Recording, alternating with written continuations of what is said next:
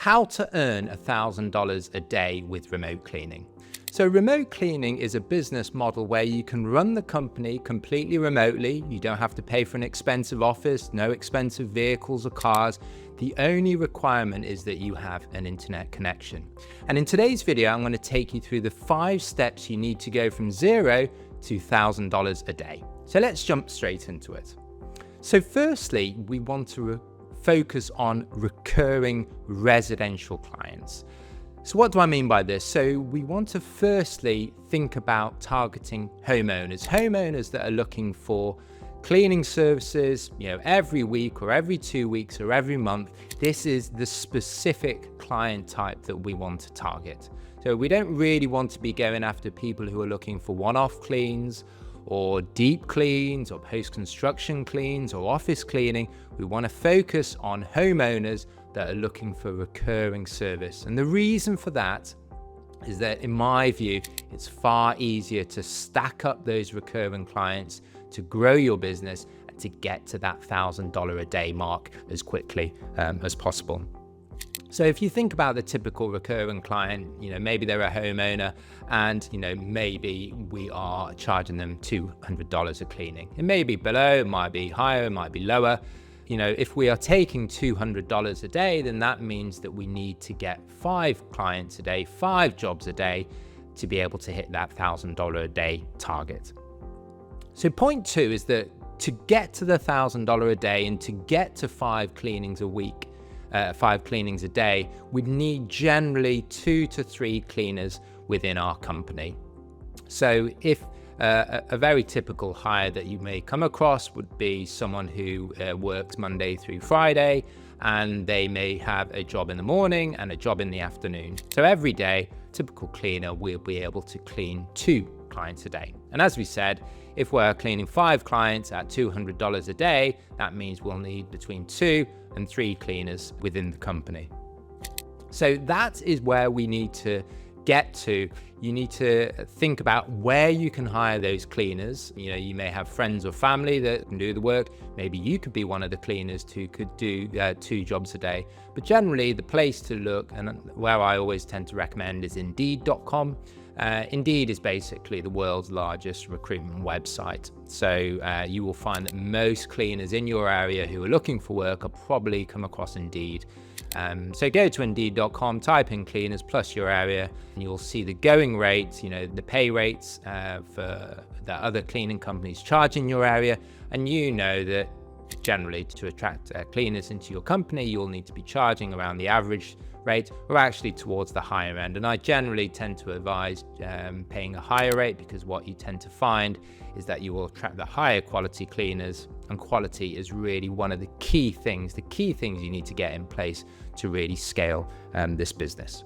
So point 3 is then not to underprice your services. So this is an extremely common thing I come across with new business owners. And one of the great things about running a remote cleaning business is there's not a huge amount of cost. If you have cleaners, then obviously you have to pay cleaners for the work. But outside of that, if you don't have an office, if you don't have vehicles to maintain, maybe you're spending a little bit of money on marketing, maybe you have a software subscription, but your costs are generally very low.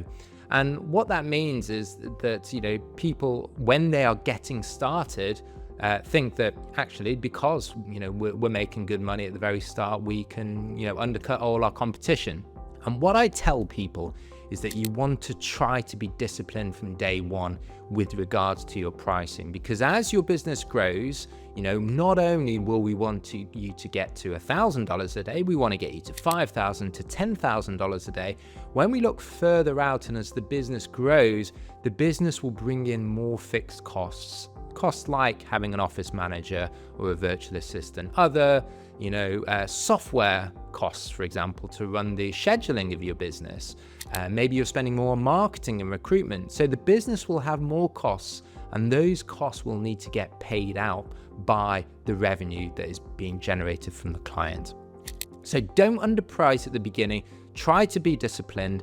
The level that I tell people to think about pricing is basically to figure out how long a particular job would take. So let's say you are asked for a quote for a 3-bedroom, 3-bathroom property, and you've said it's going to be a 4 hours a week cleaning service. It may be more or less, but let's just keep the math simple.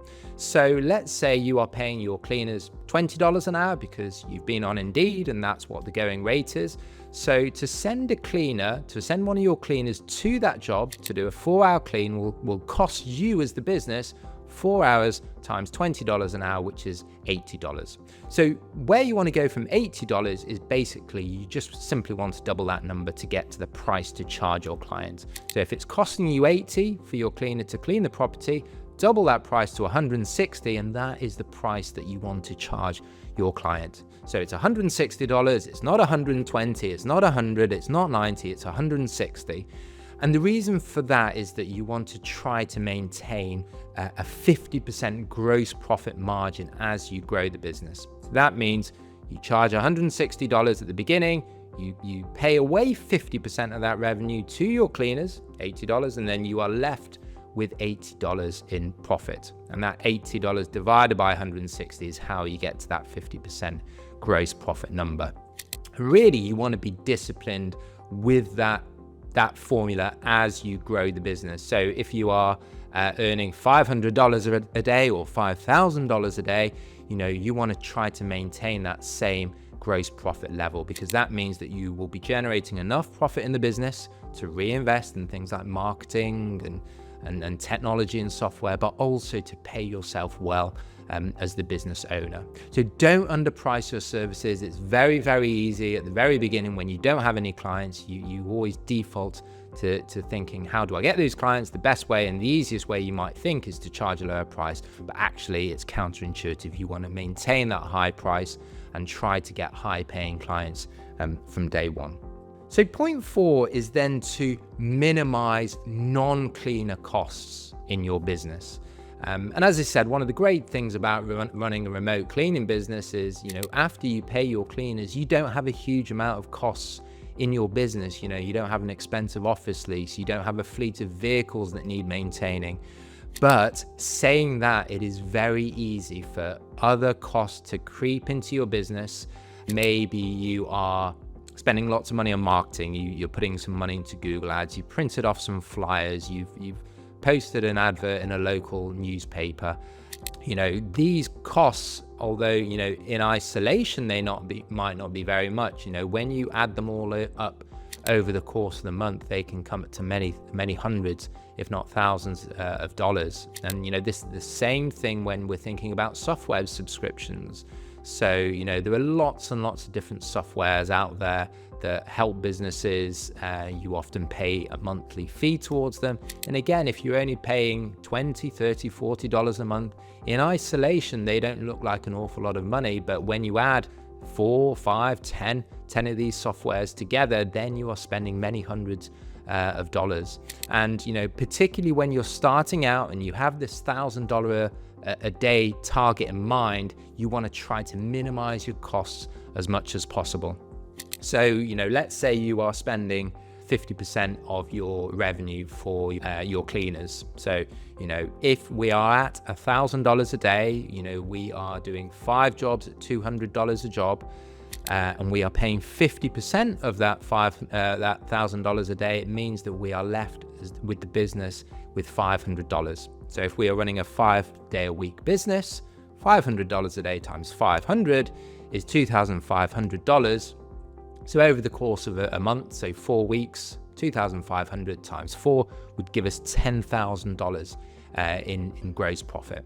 At that level, you will likely be spending money on marketing, so marketing and recruitment. So let's say you're spending around $1,000 for your marketing and recruitment in total, and then let's say another $1,000 in terms of things like software subscriptions or any equipment or any other things like that, website hosting and maintenance, things like that. 1,000 is probably a little bit high, but let's be conservative. 1,000 goes out in that way. So your $10,000 for your gross profit over the month comes down by 2,000 towards 8,000. So over the course of 12 months, 12 times 8 will get you to $96,000 a year. So if you're running $1,000 a day cleaning business, you're probably going to be making just under $100,000 a year in gross profit. Minimize your non-cleaner costs, because if you are adding these additional costs unnecessarily into your business, you will find that your $10,000 a month in gross profit quickly gets whittled down. And one of the pros of running a remote cleaning business, and one of the reasons that I got into the game in the first place, was because I really wanted to maximize the profitability. I didn't want to be paying all my revenue out on these unnecessary costs. So just keep a close eye on things, keep a close eye on your software subscriptions, keep a close eye on what you're spending on money and recruitment. Marketing and recruitment is really important, but you want to track your efforts very carefully. Only be running those channels where you are getting a good ROI. Very common issue I see is that people will be putting money all over the place, but not really tracking the performance, the return on investment in all those channels.